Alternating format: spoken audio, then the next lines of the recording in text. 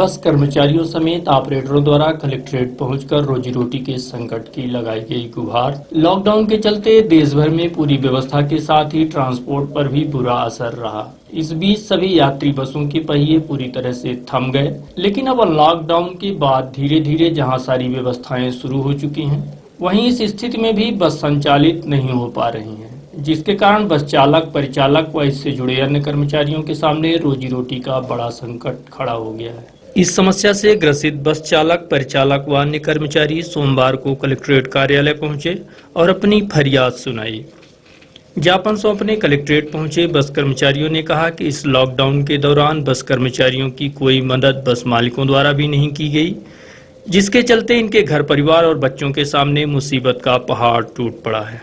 आप खुद सुनिए बस कर्मचारियों ने क्या कहा। ड्राइवरी करता हूं सर, मुझे आज 3 महीने से बैठाया जा रहा है। मैं बैठा हूं, ना मोटर मालिक कुछ दे रहा, ना शासन कुछ देने को तैयार है। हम लोग भूखे मर रहे हैं, कर्जा पात लेकर अपना काम चला रहे हैं। इस कारण से मुझे कुछ प्रशासन की तरफ से, शासन की तरफ से दिया जाए। हम लोग परेशान हैं, 3 महीने से कर्जे पात लेकर अपना काम चला रहे हैं, इसलिए हम लोगों को व्यवस्था किया जाए शासन की तरफ से। क्या नाम है? अमृतलाल द्विवेदी।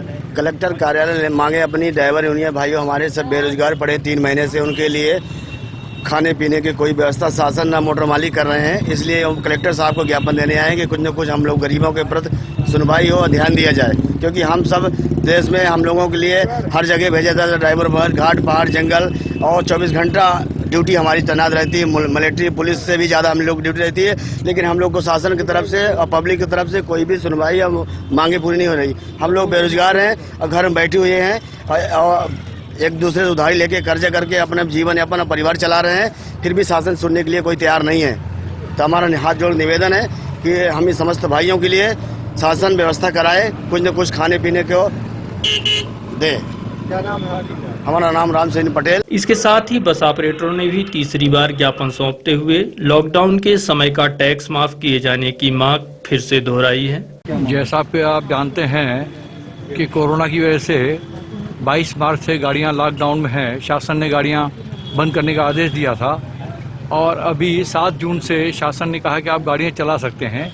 लेकिन जो हम लोगों को ये कहना है कि जो मार्च में गाड़ी नहीं चली, अप्रैल, मई, जून में गाड़ियां अभी ट्रैफिक है नहीं, और उसके वो टैक्स माफ़ किया जाए और एक पॉलिसी तय की जाए कि किस तरीके से हम गाड़ियां चलाएं।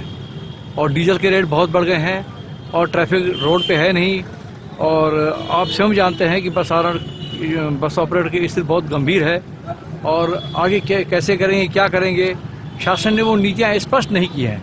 और गाड़ियाँ भी हम सरेंडर नहीं कर सकते हैं 1 महीने 2 महीने से ज़्यादा, और ट्रैफिक है नहीं, टैक्स देना पड़ेगा। ये कैसे ये हमारा संकट कैसे दूर होगा, हमारी समस्याएं कैसे दूर होंगी, इसी बारे में आज शासन से हम पहले भी हम लोग ज्ञापन दे चुके हैं। अभी उसमें शासन ने कोई जवाब नहीं दिया है, कोई नीति स्पष्ट नहीं किया है। ये बड़ी बस ऑनर्स एसोसिएशन रीवा क्या पूरे मध्य प्रदेश के लिए एक बड़ी परेशानी, ये विडम्बना है कि आगे चल के बस ऑपरेटर्स क्या करेंगे, गाड़ियों की किस्तें देनी है, स्टाफ बैठा हुआ है, ये किस तरीके से। हम लोग खुद बेरोजगार हैं, खर्चे है ही हैं हर जगह, हम लोग खुद बड़ी परेशानी में हैं। बड़ी गंभीर समस्या है पूरे प्रदेश में, रीवा में, कि आगे चल के बस ऑपरेटर क्या करेंगे, गाड़ियाँ बेच दें, खड़ी करें, सरेंडर करें, रजिस्ट्रेशन कैंसिल कराएं, क्या करें, गाड़ियाँ फाइनेंस में है, आगे चल के किस तरीके जो है गाड़ियाँ भी फाइनेंस वाले ले जाएंगे। ये बड़ी हम लोगों के लिए जीवन मरण की समस्या आ गई है।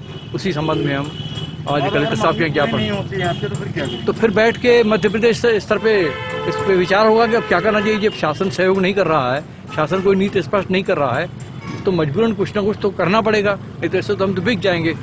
जब गाड़ी नहीं चलेगी, किस्त नहीं दे पाएंगे, तो गाड़ी खींच के ले जाएंगे तो बिक ही नहीं जाएगा, और फिर रह क्या जाएगा। स्टाफ बैठा हुआ है, 33 हज़ार गाड़ी चल रही हैं, सब गाड़ियाँ बंद हैं। कितनी ख़राब स्थिति है, इसको मुख्यमंत्री जी को, मध्य प्रदेश शासन को गंभीरता से विचार करना चाहिए। इसको जिस तरीके से वो सोचना चाहिए गंभीरता से, उस तरीके से शासन ध्यान नहीं दे रहा। ये बड़ी हम लोग के लिए विडम्बना है, बड़े अफसोस की बात है। स्वास्थ्य विभाग